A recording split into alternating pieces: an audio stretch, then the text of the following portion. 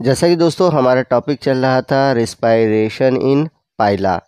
तो जैसा कि हम सभी जानते हैं कि पाइला में दो तरह के रिस्पायरेशन होता है। एक होता है एक्वाटिक रिस्पायरेशन, जिसके बारे में हमने प्रीवियस वीडियो में डिस्कस किया था।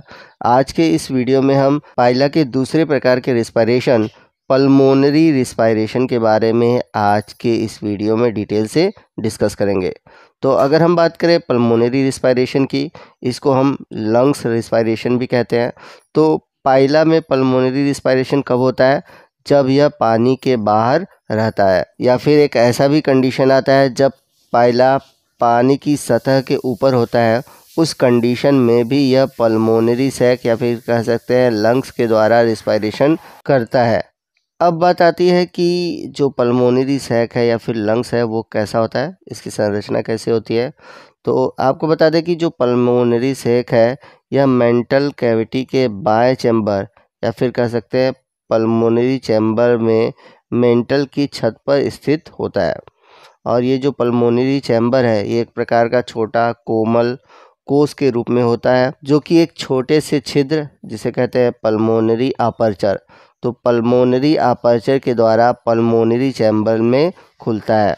और इस छिद्र पर दो असमान प्रकार के वाल्व होते हैं जो कि पल्मोनरी सैक को खोलने तथा बंद करने का कार्य करते हैं। अब जो पल्मोनरी सैक की दीवार होती है वो फैलती और सिकुड़ती है। कहने का मतलब है कि ये वेस्कुलाइज्ड होती है, जिससे कि रक्त का जो प्रचुर मात्रा है वो बना रहता है, यानी कि इसमें जो रक्त की मात्रा होती है वो बनी रहती है। तो यहाँ पर आप एक संरचना देख सकते हैं, यह है पल्मोनरी सैक, जो कि एक कोमल लचीला कोष के रूप में होता है। और यहाँ पर आपको एक छिद्र दिखाई देगा जिसको हम बोलते हैं पल्मोनरी अपर्चर, और पल्मोनरी अपर्चर के द्वारा ही ये जो पल्मोनरी सैक है यह पल्मोनरी चैम्बर में खुलता है। ये है पल्मोनरी चैम्बर। आइए नेक्स्ट हम बात करते हैं कि पल्मोनरी सैक में जो रिस्पायरेशन का मेथड है या फिर कह सकते हैं रिस्पायरेशन का जो मैकेनिज़्म है वो कैसे होता है।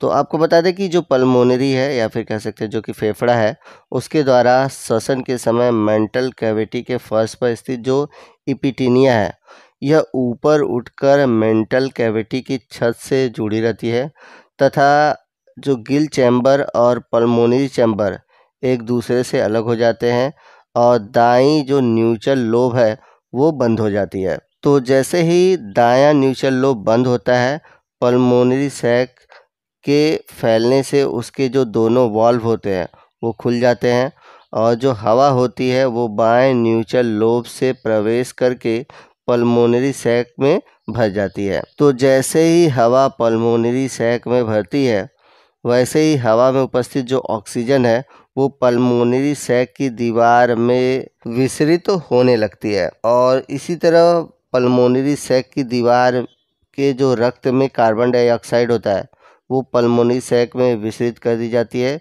जो कि पल्मोनरी सैक के संकुचित होने से पल्मोनरी चैम्बर से होते हुए बाएं न्यूचल लोब से होता हुआ शरीर के बाहर निकाल दिया जाता है। यानी कि कहने का मतलब है कि पल्मोनरी सैक की दीवारों द्वारा हवा में उपस्थित जो ऑक्सीजन है वो विसरण द्वारा अवशोषित भी किया जाता है, और जो ब्लड में उपस्थित इम्प्योरिटी है यानी कि जो CO2 है वो विसरण द्वारा वापस पल्मोनरी सैक में आ जाता है।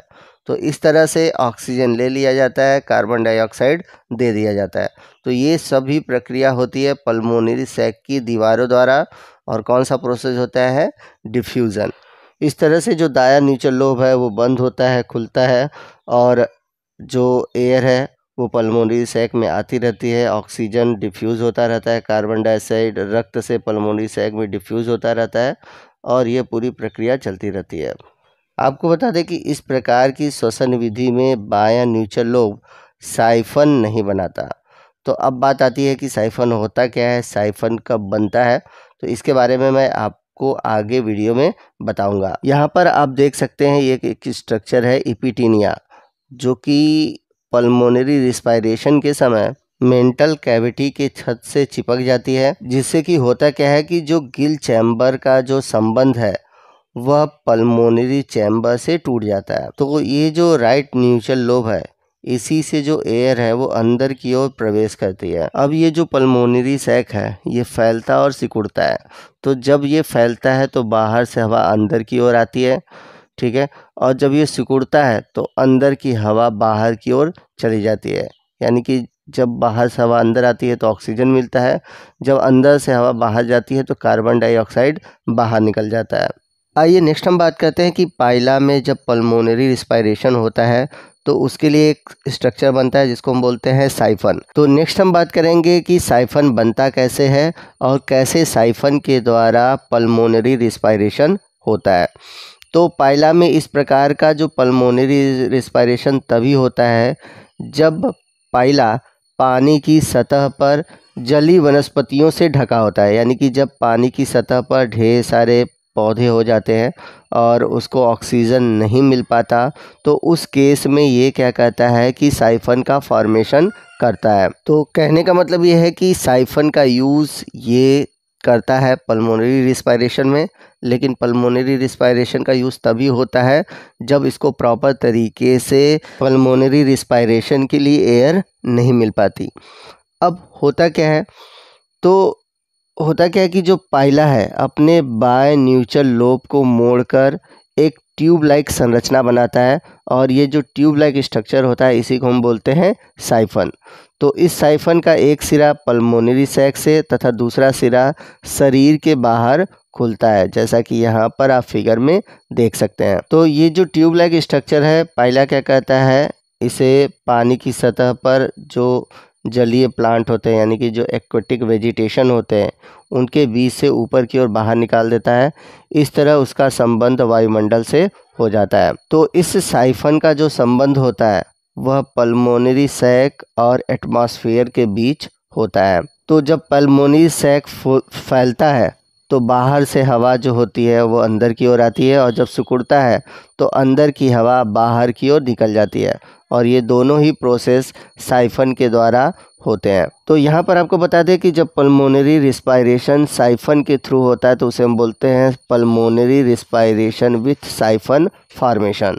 तो यहाँ पर आप देख सकते हैं कि जो ये बायां न्यूट्रल लोब है, यानी कि लेफ्ट न्यूट्रल लोब है, यहाँ पर आपको एक ट्यूब लाइक स्ट्रक्चर दिखाई दे रहा है, और ये जो ट्यूब लाइक स्ट्रक्चर है यही ट्यूब लाइक स्ट्रक्चर कहलाता है साइफन। तो ये जो ट्यूब लाइक स्ट्रक्चर है यह बाहर की ओर निकला हुआ है और जुड़ा कैसे है, पल्मोनरी सैक से। तो जब पल्मोनरी सैक फैलता है तो बाहर से हवा अंदर की ओर आती है, और जब पल्मोनरी सैक सिकुड़ता है तो अंदर की हवा जो होती है वो बाहर की ओर चली जाती है। तो इस तरह से जो साइफन है ये क्या कहता है कि पाइला के पल्मोनरी सैक को इन्वायरमेंट से जोड़ता है। आइए नेक्स्ट हम बात करते हैं कि हाइबरनेशन और एस्टिवेशन के समय पल्मोनरी रिस्पायरेशन कैसे होता है। तो पहले तो जाने कि हाइबरनेशन और एस्टिवेशन क्या होता है। तो हाइबरनेशन को हम बोलते हैं शीतकालीन नींद, और एस्टिवेशन को बोलते हैं हम ग्रीष्मकालीन नींद। इन दोनों कंडीशन में ही होता क्या है कि जो एनिमल होते हैं, जैसे यहाँ पर पाइला की बात कर रहे हैं, ये इनएक्टिव स्टेज में चले जाते हैं, अपने जो उपापचयी या मेटाबॉलिक रेट होती है उसको कम कर देते हैं, अपने एनर्जी को स्टोर करते हैं।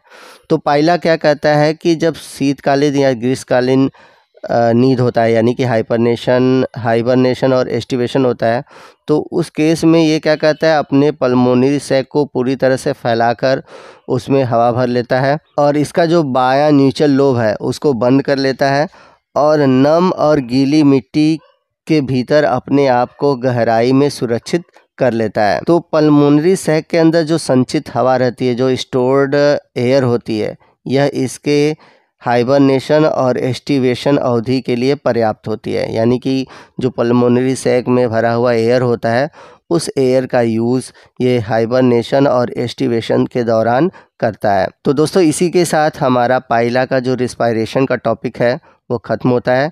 आई होप आपको इसके रिस्पायरेशन से रिलेटेड सभी टॉपिक अच्छे से समझ में आ गए होंगे। अगर फिर भी कोई डाउट है तो आप हमसे कमेंट करके पूछ सकते हैं। तो आपको आज का ये वीडियो कैसा लगा कमेंट करके ज़रूर बताइएगा। वीडियो अच्छा लगा हो तो प्लीज़ वीडियो को लाइक करिएगा, अपने दोस्तों में शेयर करिएगा। मिलते हैं अगले वीडियो में अगले टॉपिक के साथ, तब तक के लिए जय हिंद, जय भारत।